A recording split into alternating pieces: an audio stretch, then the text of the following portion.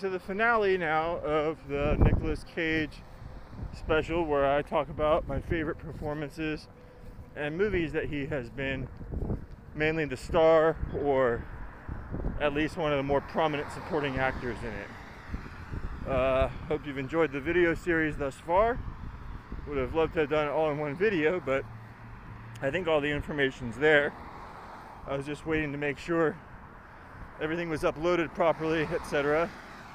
So number 5 performance is Matchstick Men. This is a movie that Ridley Scott made in the 2000s. He made some quieter movies after his louder epics, and this one was with Sam Rockwell and Alison Lohman, a friend of mine named Bruce McGill, and some other actors and performers as well.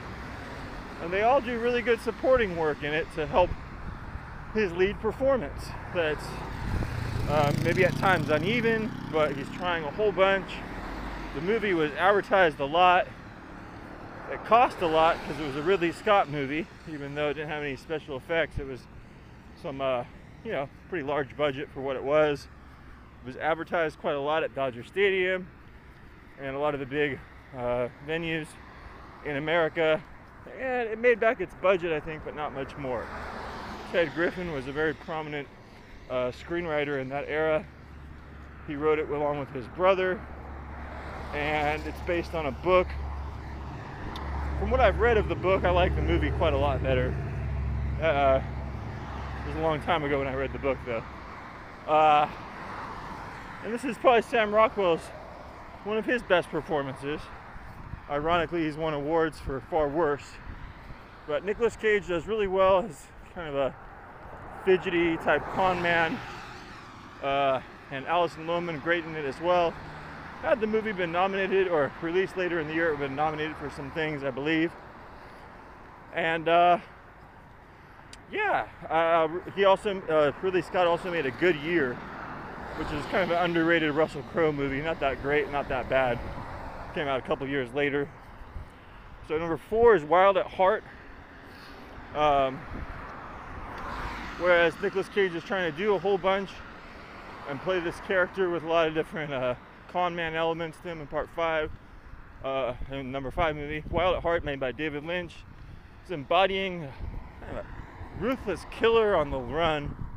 This would be a theme that would go on in Natural Born Killers and California, other movies that other people starred in, but I think he does this performance quite well. Him and Laura Dern in a very raw movie, very good performances in it all around. Diane Ladd, very memorable. She's actually Laura Dern's mother, and she plays Laura Dern's mother in the movie. Was nominated for it in a really twisted kind of role. And for this movie coming out in 1990, Nicolas Cage to achieve so much in it, is a really, really underrated movie. I hope people can check it out. Probably the more you know about it, or the less you know about it, the better. So it's Nicolas Cage and Wild at Heart. Really unbridled and very interesting performance by him in that. Next one we're going to go to is Kiss of Death. Now this is his highest ranked movie that he's not the star. Had he been in the movie 20 minutes longer, I think it would probably be number 1 or number 2 even. He did excellent in this movie.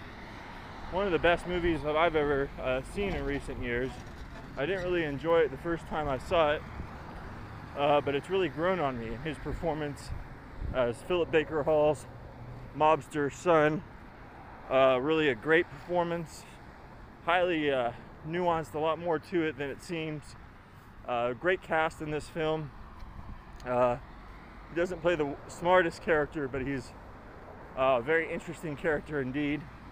Highly, highly recommend this film.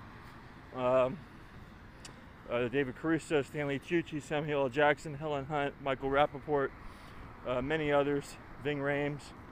Really a great movie, and directed by Barbet Schroeder, Reversal of Fortune, and Single White Female. I think this is a movie that's way better than the original, and his performance is really one to admire in this film. The number 2 movie on this list is the one that he won all the acclaim for, Oscars, etc.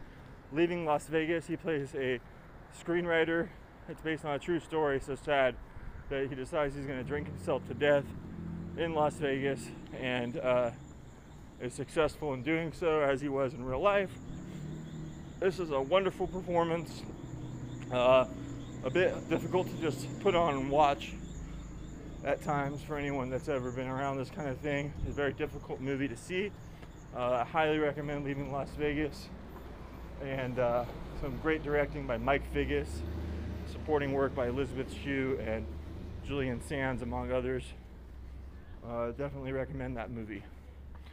We'll go in just a second to build a little bit up to number 1 movie, which very well could be number 2. But I decided to put this one at number 2, Leaving Las Vegas. Number 1, Snake Eyes by Brian De Palma. He does a wonderful job in this movie. He plays the police chief, corrupt in Atlantic City. It takes place all at a boxing match and in a casino. Jerry Sinise is in it. A friend of mine named Kevin Dunn, Carla Gugino, Stan Shaw, Louis Guzman all do really good performances as well. But some of his best scenes of his career, or anyone's career, where he confronts Stan Shaw, a corrupt boxer, where the opening monologue or opening scene of the movie, the scenes where he realizes he's being betrayed. Just an incredible performance. One would say a tour de force. Another movie I didn't really like too much when I first saw it in theaters, and though it was a hit, a lot of people seem to have some negative opinions about it. But his performance is wonderful in it. So once again, the top 5: Snake Eyes, Leaving Las Vegas, Kiss of Death, Wild at Heart, and Matchstick Men.